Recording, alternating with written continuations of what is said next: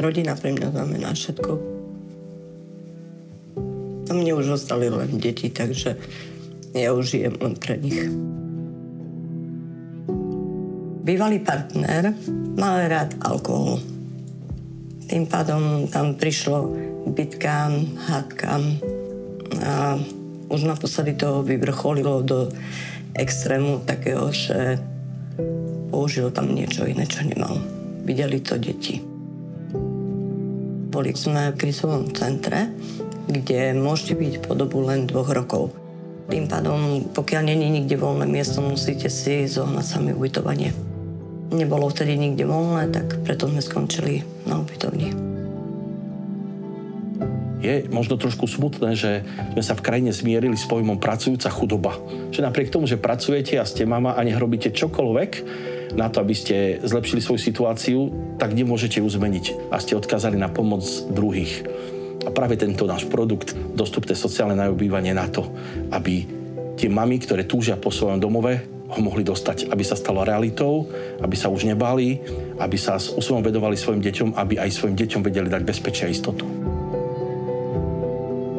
Keď sme skončili na ubytovni, bolo to pred 2 rokmi, takže najstarší mal 13, ten stredný mal 8, no a ten najmladší mal 6. Chlapec sa dostal do zlej partie, prestal chodiť do školy, pil. Škola nás nahlásila na sociálku, na úrad, tým pádom ho zobrali do redukačky. Dnes na Slovensku v sociálnom bývaní pomáhame 37 rodinám, od 3 bytov v Bratislave až po posledný byt v Spišskej Novej Vsi. V tých 37 bytoch žije 108 detí. Je to 108 detí, pre ktorých tieto byty a toto celé zázemie, ktoré im tvoríme, je pre nich bezpečný domov, v ktorom môžu bezpečne vyrásť. Toto bola podmienka súdu, že musím si nájsť proste iné ubytovanie. A ako úrad práce mi proste pomohol s tým dostať sa akú úsmevu ako dar. Tým pádom sa dávali byty do poriadku, tak hneď som bola na prvom mieste. Kvôli chlapcovi. V prvom rade si prajem návrat svojho syna. Aby prišiel domov. Tak postupne sme sa v našej diskusii prehúpli do 4. bloku a to je vlastne dostupné nájomné sociálne bývanie.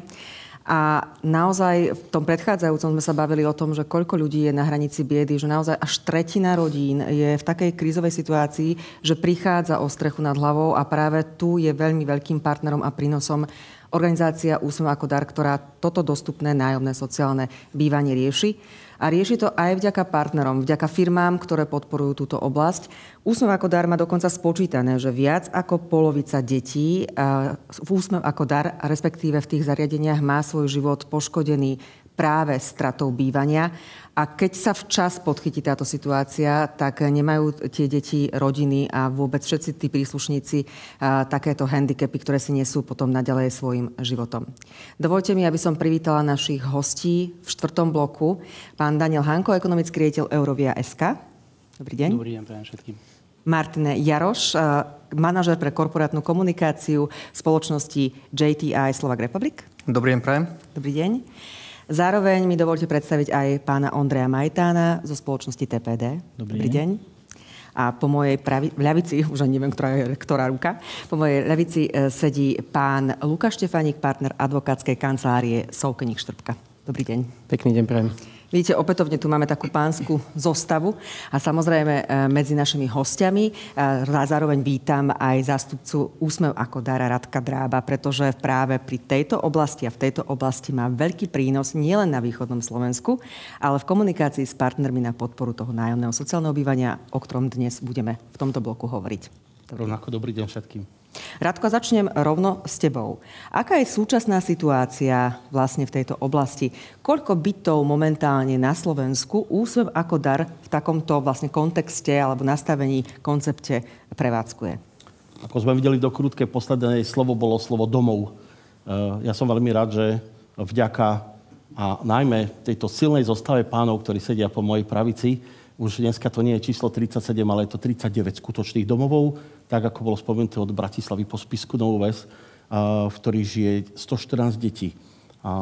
Dneska sme svedkami v krajine, tak ako sme boli za rôznych vládnych exekutív, tém, kde sme počúvali, že vzniknú 10 000 nájomných bytov v rôznych podobách.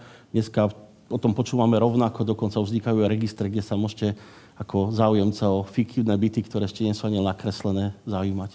Ja som rád, že práve s touto skutočnou partiou, keď to môžem tak povedať, týchto darcov realizujeme síce nie 10 000, ale každý rok rozrastá sa tá naša sieť pomoci a skutočných domov po celom Slovensku, skutočných a hmatateľných. Pán Hanko, ako ste sa vy rozhodli vlastne podporovať Úsmev ako dar, respektíve vybrali ste si túto oblasť toho nájomného sociálneho bývania? Je to veľmi dôležitá téma, pretože naozaj to spôsobuje veľmi veľa problémov v rodinách, ktoré sa ocitajú v kríze, keď prídu o strechu nad hlavou.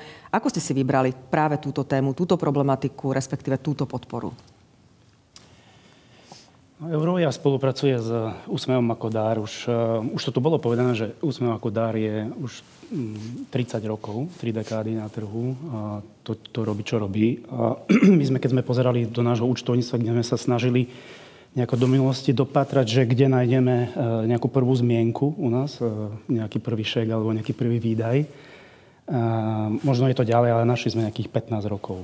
Ja som už prebral štafetu, ja som 10 rokov vo firme, ale minimálne teda sme spolu polovicu vašej cesty na spoločnej ceste. Takže 15 rokov je Eurovia s Úsmevom ako dar a teda spolupracovali sme, alebo podporovali sme rôzne projekty historicky počas tých 15 rokov a áno, posledné roky je to väčšinou teda to nájomné bývanie a prečo to? No my sme stavebná firma a my síce nestávame nehnuteľnosti, ale cestnú infraštruktúru, ale sme stavbári ale myslím si, že nemusíte byť stavbár, ale ako pokiaľ ste otec, mama rodiny, tak asi žijeme takú zvláštnu dobu, kedy vnímame, že to v rozpočte, to, čo tá rodina, tí rodičia, pokiaľ majú malé deti a chcú naštartovať nejaký aktívny život a majú si zaobstarať byt, nejaké bývanie, či už cez hypotéku, alebo cez nájomné, tak tá položka ako percentuálne v tom rozpočte jednoducho rastie a rastie. Na Slovensku tie ceny rastú permanentne. Vnímame, že asi posledné roky aj hlavne cena potravín rastla posledné 3 roky, ale tie cena bývania tu rastie od toho roku.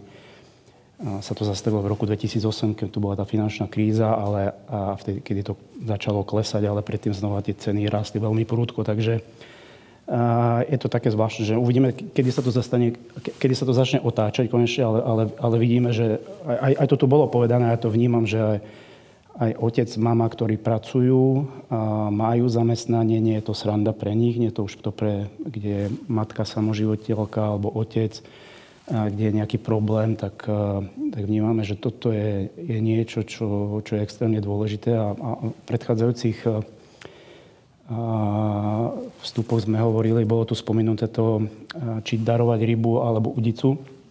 A všetci asi vnímame, že tú udicu je dobré, keď sa ten otec alebo mama naučí chytať rybu, ale to poviem takto obrazne, pokiaľ teda nemáte kde tú udicu a to načinie zložiť v nejakej komórke, kde sa nemáte kde vyspať, keď sa nemáte kde presliesť a ísť do práce, mať to také zázemie, to bezpečie, tak je naozaj veľmi ťažké nabrať tie zručnosti a zastrešiť tú rodinu. Čiže asi z tej filozofie toho housing first, jednoducho toto je niečo, čo musí byť ako prvé. A následne samozrejme potom môžeme riešiť ošatenie, strávu a tak ďalej. Ale toto vnímame, že to je niečo, čo musí byť a to, pokiaľ je to problém pre štandardnú slovenskú rodinu, tak jednoducho bez toho sa ďalej nepohneme. Takže v tomto vidíme veľký zmysel a áno, je to posledné roky, je to, kde Eurovia pomáha, či už finančne, prípadne aj nejako materiálov a vlastnými rukami, keďže sme stavbári. Chcela som sa presne spýtať, že máte tu tých 39 bytov, ktoré sú teraz k dispozícii práve týmto rodinám v núdzi, ako Radko už povedal, po celom Slovensku, že či ste naozaj vy obliekli tie monterky a išli robiť tie prepážky v bytoch a upravovať tak, aby zodpovedali vlastne tým štandardom, aspoň minimálnym štandardom, ktoré tí ľudia si zaslúžia, tie rodiny. Áno, my sme aktívni v cestnej infraštruktúre, takže to, čo my vieme pomôcť, je, keď sa stáva ten bytový dom alebo to ubytovňa, tak aj popri tom je nutné urobiť nejakú cestnú infraštruktúru, nejakú prístupovú cestu, nejaké parkovisko. Takže áno, kolegovia prišli v Montrekách a s finishérom a jednoducho vyasfaltovali to parkovisko, vyasfaltovali chodník. Takže to okolo tej budovy, to je niečo, čo sme párkrát pomohli takto aj materiálov, samozrejme vlastnými rukami.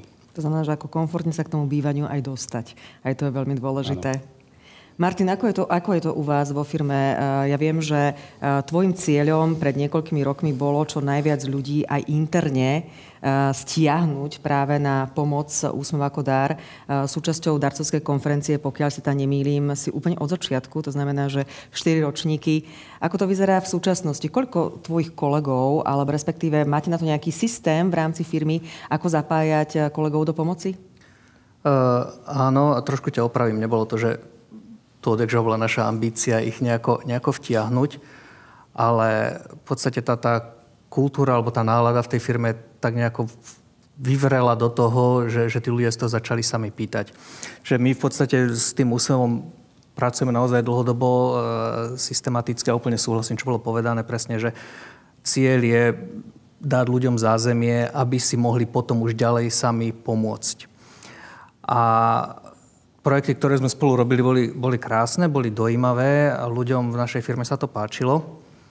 A stále potom tam ako keby sa začala kryštalizovať nejaká myšlienka, že niečo tomu chýba, že áno, podporujeme, investujeme, Radko nám vždy odreportuje veľmi vzorne a my to ľuďom ukážeme, oni sú radi, že sú súčasťou niečoho takého, ale chceli by sa aj zapájať.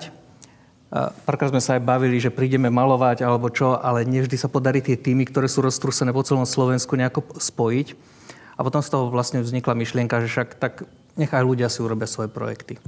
Že áno, toto je naša hlavná nejaká výstavná skriňa nášho snaženia v oblasti dobročinnosti. A v podstate malú časť nášho rozpočtu sme vyčlenili, tu už robíme 3. rokom, pre zamestnancov, pre maličké projekty. Povieme im, že prihláste sa treba z 10, každý dostanete do 2000 eur a urobte nejaký projekt vo svojom regióne, vo svojej komunite. Tí ľudia sa strašne preto nadchli. A je to naozaj zlomok toho, čo robíme vo veľkom, ako s tým Úsmevom, ale takto krásne pomohlo stmeliť ten tím a vtiahnuť ho presne do toho, aby bol súčasťou niečoho väčšieho, čo vlastne tú firmu a ten tabakový biznis, ktorý nás živí, čo ho presahuje nejakým zásadným spôsobom. Takže to tak úplne sa to pekne prepojilo ako od toho grassroots, tých iniciatív zamestnaneckých až po vlastne z našej pozície, z tej manažerskej riadených veľkých projektov. A krásne nám to čo je teraz, február na Vianoce, ako keby zaobalil Rado, keď s manšaftom prišli na náš firemný večierok vianočný, ktorý normálne pozostáva, že urobíme si nejakú prezentáciu, kde si povieme, kam sme sa za rok ako firma a tým posunuli. A v rámci toho prezentujeme vždy aj, kam sme sa posunuli v oblasti komunitných investícií. A teraz si to odprezentoval Rado. A ja som fakt, že kancelárska krysa korporátna a on je Rado. Ako on to odprezentoval tak, že tých 100 obchodiakov tam smrkalo a poťahovalo nosom.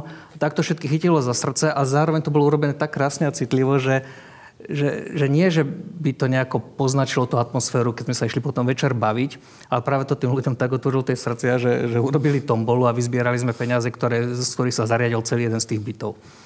A to bola 100 ľudí, zariadila byt. A krásne sa to všetko poprepájalo, úplne som akože nadšený z toho a nemôžem byť vďačnejší za takého partnera, ako sme si našli Radovia v Úsmeve ako takom. Toto je krásna taká tá ukážka tej angažovanosti zamestnancov, že keď naozaj dostanú ten príklad z prvej ruky a aj autenticky vyzdielaný, tak úplne inak pristupujú k tej forme darcovstva a vôbec k ochote pomôcť. Ja sa teším ale, že ochotou pomôcť, myslím si, že vôbec netrpí firma FTP, ktorou je jej reprezentantom pán Majtán. dnes Ondrej Majtán. Ondrej, my keď sme spolu sa zhovárali, tak hovorili sme aj o tom, že priniesli ste aj novú formu podpory a zároveň ste vtiahli trošku aj iné publikum do tej pomoci. Nielen ako firma, ktorá fakt dlhodobo participuje na aktivitách Úsmev ako dar na zariaďovaní tých jednotlivých bytov, ktorých potom tie rodiny v kríze bývajú, ale vymysleli ste aj takú tú novú možnosť pomoci a podpory. Povedzte, predstavte nám ju a pochválte sa aj výsledkami. Sice ste boli takí trošku, že mysleli ste, že viac, ale začiatok býva ťažký. Tak my už 4 dekády s Úsmev ako dar spolupracujeme a naozaj sme veľmi radi, že sme začali v tých 90. rokoch a stále chceme spolupracovať ďalej. My sme v rámci roku 2024 spustili taký projekt, kde vyzývame našich zákazníkov v rámci online nákupu na internete, aby na konci košíka sa rozhodli, že či chcú alebo nechcú prispieť na projekty Úsmev ako dar, konkrétne na túto tému, kde v podstate sa dá prispieť 2, 5 alebo 10 eur. V podstate za ten 4. kvartál bol to ako pilot, sa vyzberalo niečo cez 4500 eur. Trošku som čakal, ako som povedal, viacej, ale nie sú to peniaze naše, sú to peniaze darované našimi zákazníkmi, takže my sme iba nástroj, ktorý tie peniaze agreguje a posiela do Úsmev ako dar, za čo sme veľmi vďační našim zákazníkom. My ako rodinná firma naozaj touto témou žijeme. My aj náš v podstate klub, ktorý je komerčný, tak sa tiež volá TPD Rodina, aby sme naozaj tých ľudí trošku nastavili aj na tú tému, ktorá je pre nás dôležitá, lebo sme aj rodinná spoločnosť Slovenska a Úsmev ako dar je pre nás nie jediný, ale veľmi významný partner, čo sa týka pomoci. Ja viem aj o tom, že párkrát sa stalo už v minulosti, že ľudia z Úsmevu presne zdvihli telefón a zavolali, že potrebujú práčku alebo potrebujú čokoľvek, nejaké zariadenie práve do nejakej domácnosti alebo nejakej rodiny, ktorá sa ocitla v kríze. A práve váš ocko, ktorý tu bohužiaľ už dnes s nami nemôže byť, bol ten, ktorý vždy bol ochotný pomôcť. Ja verím teda, že postupne budete a ste aj v jeho šľapách budete pokračovať. Takže som veľmi rada, že práve vaša spoločnosť sa takto naďalej angažuje. A máte aj nejaké ďalšie plány? Môžete naozaj vyzvať v rámci inšpirácie aj ostatných zákazníkov, lebo naozaj, ja som povedal, že keď dávate možnosť voľby 2, 5 a 10 eur, že asi si úplne prirodzene Slováci zvolia takú tú najnižšiu sadzbu, ale je to na báze dobrovoľnosti a možno, že by stalo za to, že vyzvať všetkých tých zákazníkov alebo vyzvať aj ostatných, ktorí sa rozhodujú o tom, že kde si kúpia ten svoj spotrebič alebo čokoľvek ďalšie, že práve by mohli prísť k vám, lebo vedia, že keď sa rozhodnú, môžu aj pomôcť. Hej? Tak u nás je to veľmi jednoduché, takže netreba naozaj aktívne hľadať nejakú stránku, nejaký crowdfunding alebo nejaké číslo účtu, ale prirodzene v rámci nákupného procesu naozaj pomôcť vedia. No čo sa týka tej budúcnosti, my interne máme v podstate nie ešte zatiaľ komunikovanú túto aktivitu, ale interne pracujeme na jednom projekte, kde by sme vedeli pre Úsmev ako dar v podstate poskytnúť jeden byt. A tým pádom ja verím, že ten rok 2024 bude pre nás veľmi náročný, lebo v rámci našej firmy sa udiala tá smutná skutočnosť, že žiaľ Bohu môj otec zomrel a tým pádom nás čakajú veľmi ťažké časy v nastavenia procesov rôznych, lebo bol stále aktívny vo firme ako obchodný riaditeľ, takže máme teraz dosť veľa taskov a práce, o ktorej sme Proste neplánovali. Neplánovali, ani sme nedúfali, že ich budeme najbližšiu dobu nejak riešiť.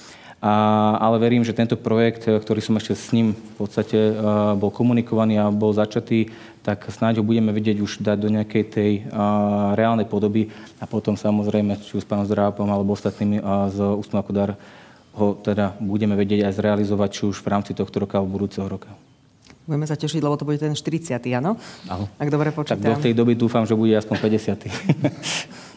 Tak Úsmev ako dar je ale veľmi dôležité povedať, že nehovoríme teda len o tom nájomnom sociálnom bývaní dostupnom, ktoré spolu s vami ako firemnými darcami a aj individuálnymi darcami realizujete, ale dôležité je vlastne hovoriť aj o tom sprevádzaní, lebo je veľmi dôležité, že dať tým ľuďom strechu nad hlavou, ale vedieť narábať jednak s tými financiami, ako sme už mali možnosť hovoriť v tom predchádzajúcom bloku, alebo aj s inými možnosťami, vzdelávaním a tak ďalej, je to, čo tiež prináša Úsmev ako dar v rámci poradenstva, v rámci sociálnych služieb.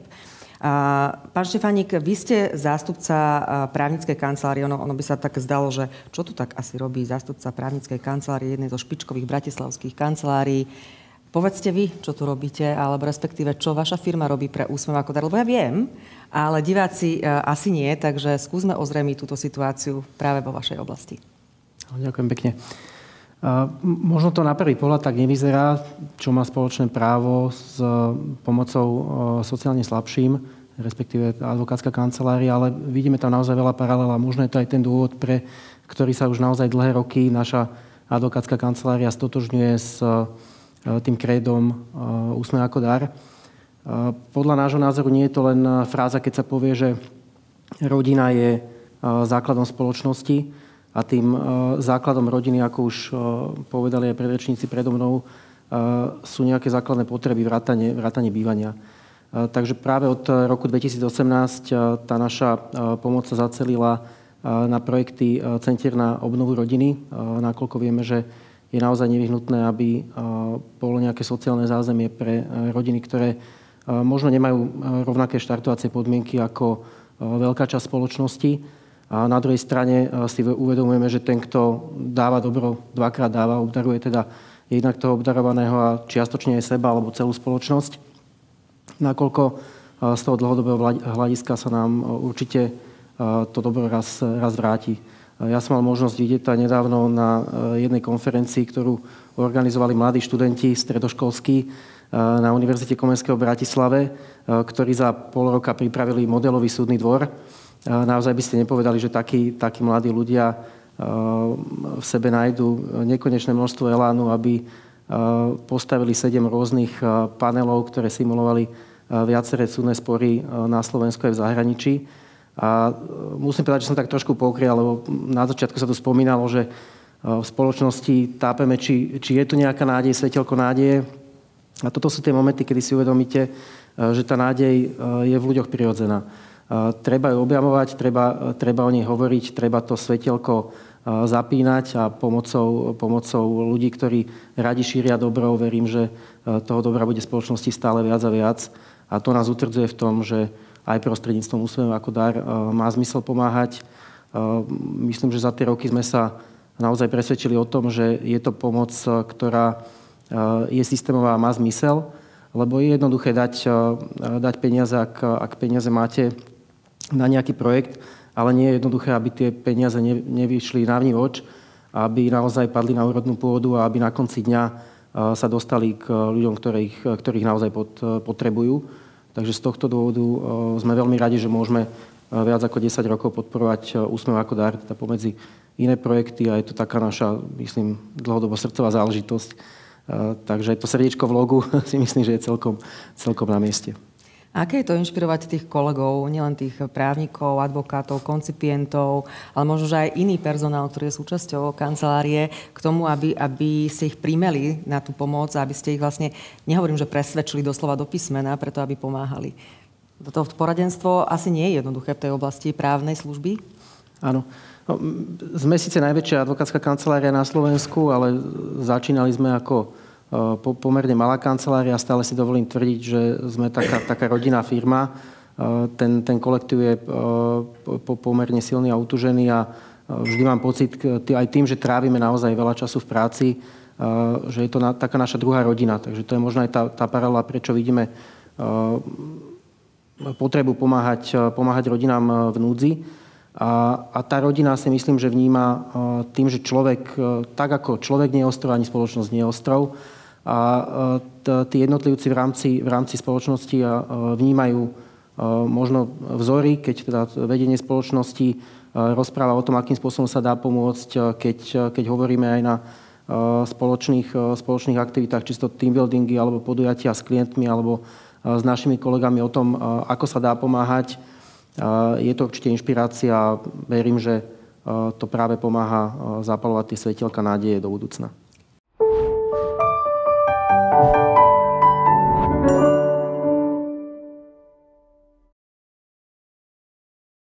Úsmev ako dar, myslím ako organizácia, je tu už asi viac ako 30 rokov. Takisto sme tu asi aj my viac ako 30 rokov. Vo všeobecnosti myslím si, že my od začiatku našej existencie sa pokúšame o nejakú spoločenskú zodpovednosť našej spoločnosti. To znamená, že Úsmev ako dar nie je jediná organizácia, s ktorou spolupracujeme. Je jedna z organizácií, ktoré myslíme si, že sú správne a robia to, čo robiť majú. Navyše robia robotu, ktorú nie každý dokáže robiť. Myslím si, že práca s deťmi v tých situáciách, v ktorých sa nachádzajú, kde sa Úsmev ako dar angažuje, je veľmi zložitá vec a je to určite jedna z tém, ktorú podporovať treba. No a jednoducho, myslím si, že každý, kto sa chce nejakým spôsobom spoločensky uplatniť, tak k tejto téme nutne príde a Úsmev ako dar to robí podľa našho názoru dobre, dokonca možno najlepšie na Slovensku a má zmysel s nimi komunikovať. Vždycky tá podpora nejakým spôsobom rezonovala, ale to, čo asi najviac treba Úsmevu, sú vždycky prostriedky na to, aby vôbec mohli vykonávať svoju činnosť. My tou komunikáciou, či už so zákazníkmi, ale teda hlavne s našimi kolegami a zamestnancami, sme sa vždycky snažili nejakým spôsobom prispievať finančne, hmotne hlavne. Toto vyústilo v to, že približne v roku 2021 sme vytvorili spoločný Domus fond. Je to fond, ktorý máme vlastne založený s úsmevákmi a slúži prioritne na to, aby sa tam zbierali peniažky na také akutné riešenie problémov rodín. Našim cieľom alebo cieľom toho Domus fondu je v prvom rade to, aby jednoducho sa rodiny nerozpadávali, pokiaľ sú pod nejakým obrovským sociálnym tlakom. A častokrát to, aby sa to dialo naozaj tak, že sa tie rodiny nebudú rozpadávať, je treba nejak veľmi, veľmi cieľene a rýchlo reagovať. A na toto má slúžiť nejaká si miniatúrna rezerva, ktorú ten Domus fond proste vytvára. No, naši zamestnanci dobrovoľničia, myslím si, že viacerými smermi. Hej, každý má nejaké svoje ciele, nejakú svoju potrebu.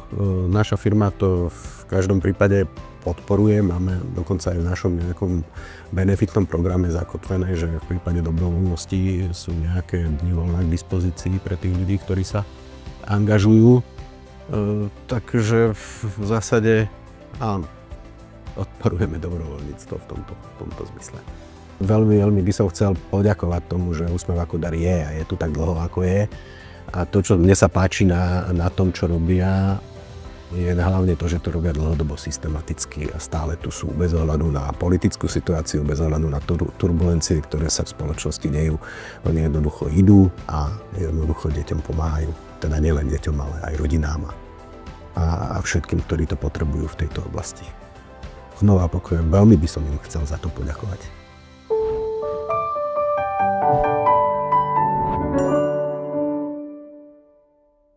U vás to ako platí? Vy, keď chcete motivovať tých zamestnancov, už ste hovorili o tom, že ste vybudovali cesty k tým jednotlivým sociálnym bytom a nenapadlo vás niekedy, že postavíte celý dom? Určite áno, keby sme boli aktívni v tom pozemnom staviteľstve, tak určite sme Rádko vám vybaví pozemok.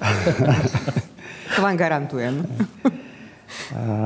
Ale k tej motivácii, ja mám za to a ja to vnímam, že určite je dobre, pokiaľ dárca, ten, kto niečo dáva, aby to nebolo tak úplne anonymné. Akože je to dobre vždycky, samozrejme, je to takto urobiť. My máme teda takú dlhodobú spoluprácu, že sa poznáme, my vnímame, že Úsmev ako dar otočí každé euro 2-3 krát, že to sú neskutočne efektívne vynaložené peniaze. A aj tam tá dôvera, ako my to sa snažíme prenášať na našich zamestnancov. No, my nie sme ako jedna fabrika, že nás je asi 700 na celom Slovensku v rámci skupiny firiem našich sesterských, lebo nie je to len Eurovia, ale aj Stavby mostov Slovakia, Vialab, čiže nás asi 700 sme po celom Slovensku, takže neviete prísť do do jednej haly a všetkých ľudí zhromaždiť. Takže to, čo sa snažíme robiť, je priniesť Úsmev ako dar alebo Rada Drába k nám. A my tak raz za rok máme také veľké školenie pre technikov, kde sa stretneme asi tak do 200 ľudí, to sú naši technici, manažéri. Čiže z tých 700-200 ľudí raz ročne sa stretávame, tak teraz už neviem, či to už je rok alebo dva, ten čas beží, tak naposledy bol Rado takto u nás. A vlastne takto rozprával príbehy, púšťali sme si videá a hovoril vlastne takéto situácie zo života. Mali sme, spolu s ním prišla aj náhradná mamka, ano, ktorá porozprávala vlastne o každom svojom dieťati, ktoré vychovala. Bolo ich veľa. Takže to boli ťažké príbehy, ale dojemné. Takže takýmto spôsobom sa snažíme pritiahnuť Úsmev ako dar k nám. Okrem toho Rado Dráb tam chodí takisto na plesy, kde robíme zbierky, alebo kdekoľvek, kde máme nejakú poradu a beží nejaká zbierka, tak pozveme Rada Drába a vždycky si pustím nejaké video. Takže takýmto spôsobom to posúvame ďalej. A týmto, že to už beží roky, takže ja vnímam, že naši zamestnanci, kolegovia to vnímajú podobne, že tam je tá dôvera a je tam ochota. Jednoducho sa vyzbierať, aj keď sa zbiera zo svojich, alebo nielen z firemných.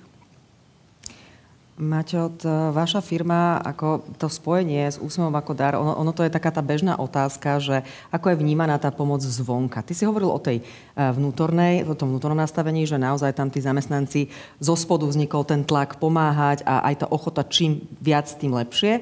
A ako je táto vaša vlastne pomoc vnímaná z toho vonkajšieho sveta? No, občas narážate vlastne v takom tom nastavení značky firmy, ale prečo by ste nemali pomáhať? Ešte už ani nenarážame, ale viem, prečo sa to pýtaš, lebo v podstate som súčasťou týchto podujatí, tejto konferencie už 4. rok a určite si navnímala, že od začiatku som bol ešte tak trošku z toho nervózny a opatrný extrémne, lebo naozaj nadácia, ktorá pomáha primárne deťom a tabaková firma, to je niečo, čo by malo sa byť od seba. Aby deti mohli zostať deťmi. Áno. A my naozaj ani náznakom by sme nechceli vyvolávať dojem, že naše aktivity smerujú k tomu, aby sme si medzi deťmi vychovali nových spotrebiteľov. To v žiadnom prípade. My si ich radi ukradneme dospelých od konkurencie, ale takýmto spôsobom nie. A preto sme k tomu pristupovali s opatrnosťou a teraz po tých 4 rokoch ako naozaj som kľudnejší. Mám pocit, že naozaj som medzi partnermi, ktorí si uvedomujú, čo všetci robíme, o čo sa snažíme, že tých 39 bytov je naozaj výsledkom nášho spoločného snaženia všetkých. A je to fajn. A myslím, že každému je jasné, že deti pre nás nie sú cieľová skupina pre našu firmu. Máme ich radi, sami sme rodičia, máme k svojim deťom fajn vzťah. Ale naozaj pri takýchto aktivitách deti pre nás nie sú cieľová skupina. Pre nás sú cieľová skupina ľudia, ktorí potrebujú pomôcť vyňať z tej pasce chudoby, ktorí sa potrebujú postaviť na vlastné nohy, k čomu to sociálne bývanie je naozaj tá integrálna základná nejaká tehlička. A títo ľudia potom, keď už sú osamostatnení aj s pomocou Úsmevu ako dar, sa dokážu naštartovať, už potom dokážu aj pomôcť oni svojim deťom. Nepotrebujú na to nás. Ondrej, vy ste ako na tom, ako chcete inšpirovať ďalej v takom tom napomáhaní, respektíve pomoci? Prevzali ste to rodinné žezlo a uchopili ste ho teda naozaj že s veľkou vervou. Ako ďalej? Hovorili ste, že čaká vás ťažké obdobie, ale predsa len asi neopomeniete tie roky predchádzajúce a to všetko, čo sa dobre udialo, aj vďaka vášmu otcovi, vašej zainteresovanosti, ako budete ďalej pokračovať? Tak naša spoločnosť nepatrí medzi tie väčšie. Je nás vo firme niečo cez 100. A tým pádom tá komunikácia, vedenie versus kolegovia je podstatne užšia.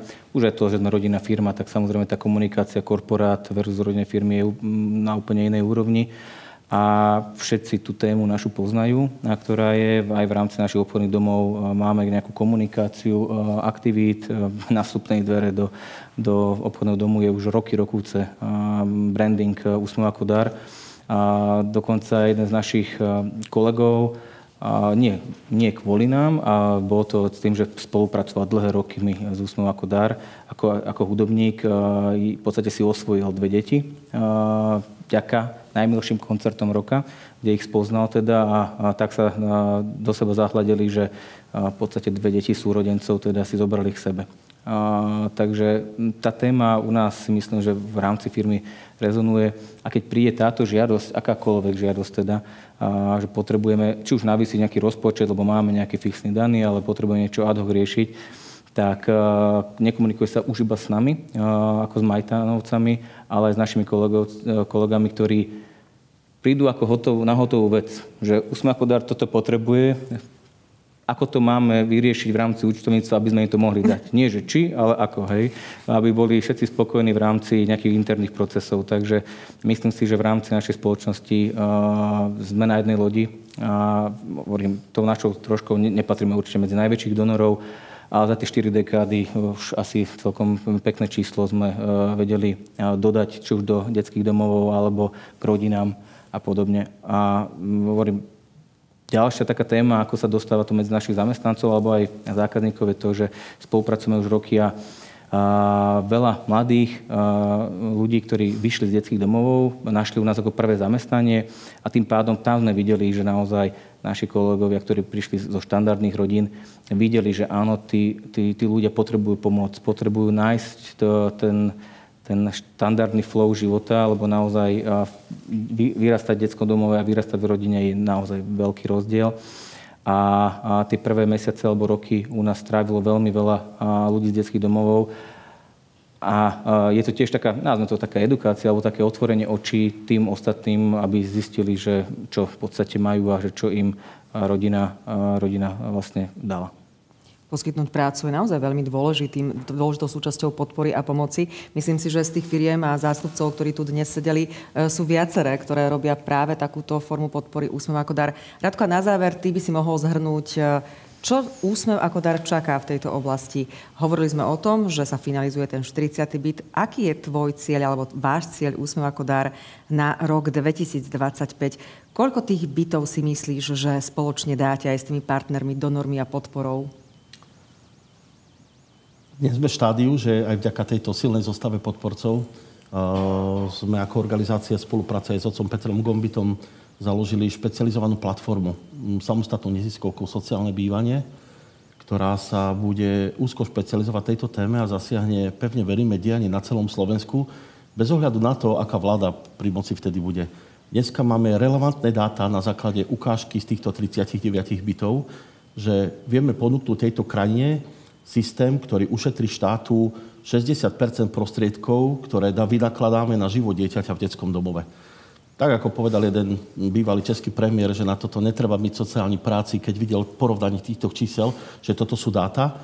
My budeme v najbližšom období hľadať odvážnych politikov, ktorí sa podujmú na túto zmenu v krajine. Vidíme, že sa táto zmena podarila v Dánsku, pracujú intenzívne v Čechách, Chorváti dneska majú za sebou a dneska sme radi, že v Chorvátsku je centrum pre rodinu, detský domov, miesto iba na dočasný pobyt dieťaťa počas doby, kedy je mama v práci a dieťa sa tam vzdeláva a učí a mama si ho zoberie večer domov, alebo keď mama ide na krátky operačný zákrok, tak po niekoľkých dňoch sú naspäť spolu, že my nadobudeme tento model európskych krajín a hlavne prinesieme fakt systém, ktorý je aj šetrný k štátnemu rozpočtu.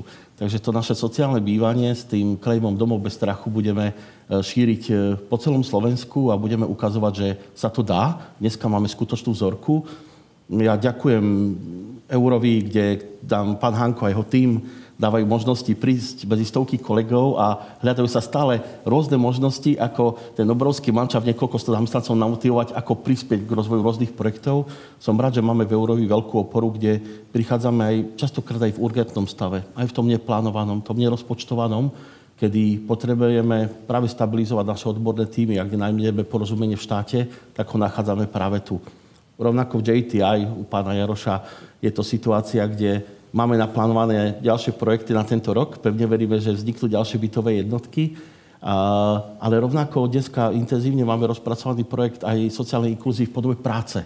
aby to bývanie si rodina mohla udržať, alebo tá mama, ktorá je nejakým spôsobom handicapovaná, aby mala prácu. A dneska na Slovensku vidíme unikátny projekt odpadneš.com, kde z recyklovaných banerov šijeme prekrásne tašky na notebooky a na všetko možné. A dneska hokejisti HC Slovan chodia s taškami do svojich šatí, ktorým šijú práve tieto ženy a vďaka JTI. Nehovoriac u pána Majtána, vďaka pánovi Ockovi a vám a držíme palce v tom smerovaní firmy ďalej, kde mnoho našich bytových jednotiek alebo útulkov pre rodiny s deťmi sú vybavené práve vašou technikou a nachádzame vás porozumenie aj vo chvíli ťažkých, akých bola aj napríklad aj začiatok vojny na Ukrajine, kde sme potrebovali stabilizovať naše pracoviska, aby sme vedeli pomáhať za hranicou. A u advokátskej kancelárie pána Štrbku Sukeník vravím, že nie je to len tá priama finančná pomoc, ktorá nadobúda čoraz ďalej väčšiu podporu, ale aj tá právna, keď sami sme videli, ako keď mamka samoživiteľka sa dostala do veľmi vážnych právnych problémov a práve našla odbornú, dlhodobú a kvalitnú pomoc práve v tejto kancelárii, ktorá práve dlhodobým kvalitným sprevádzaním tú mamu vytiahla z biedy naspäť. Takže máme nejaký predpoklad, že tých bytových jednotiek môže byť 10 ale viac, ale máme veľkú túžbu o tom, aby tento rok sme našli legislatívne riešenie na to, aby sme peniaze z drahej ústavnej výchovy presunuli do prevencie a konečne prinašali modely také, kde si rodina dokáže udržať si bývanie. Tu sú vedľa mňa kolegovia, ktorí vedia, koľko trvá rokov niečo postaviť. My tu tie 10 000 bytov ročne slúbených asi tak rýchle neuvidíme. Ešte nie sú ani len nakreslené. Ale máme šancu udržať rodiny v bývaní, ktoré teraz majú, ak nájdeme efektívny systém ich podpory. Radko, ďakujem ti veľmi pekne, krásne si zhrnul. Ja vám ďakujem všetkým aj našim hosťom dnes, ktorí boli súčasťou darcovskej konferencie, prvej a unikátnej darcovskej konferencie Úsmev ako dar, ktorú už robíme 4. rok po sebe. Som veľmi rada, že existujú na Slovensku stále firmy, ktoré pomáhajú nielen organizáciám, neziskovkám, ale aj samotným jednotlivcom. Je veľmi dôležité, aby táto pomoc bola stále aktuálna. Je veľmi dôležité, aby sme si to uvedomovali a je veľmi dôležité, že tak ako sme si už niekoľkokrát dnes povedali, že dobro sa dobrom násobí a dobro sa dobrom odpláca, naozaj platí aj na Slovensku. Ďakujem vám veľmi pekne páni za diskusiu. A ja verím, že opätovne sa stretneme aj na budúci rok v takejto hojnej zostave pri rovnako zaujímavých témach spolu s Úsmev ako dar pri 5. unikátnej prvej darcovskej konferencii Úsmev ako dar. A dovolte mi, dámy a páni, nielen tí, ktorí ste tu v tejto sále, improvizovanom našom štúdiu, ale rovnako tak tí, ktorí nás sledujete na online, aby som týmto spôsobom aj prostredníctvom práve tohto našeho spojenia darcovskej konferencie poďakovala za úsilie, ktoré všetci ľudia s dobrým srdcom, ktorí boli súčasťou dnešnej diskusie, do pomoci Úsmev ako dar dávajú. Ale zároveň poďakovala aj za veľký entuziazmus, nasadenie niekoľko desiatok rokov pánovi Františkovi Majtánovi, ktorý mal byť súčasťou našej dnešnej diskusie. Bohužiaľ, predčasne z tohto sveta odišiel a som naozaj nesmierne vďačná, že jeho pozíciu dnes zastúpil jeho syn Ondrej. Takže dovoľte mi aj týmto spôsobom vzdať hold a česť jeho pamiatke.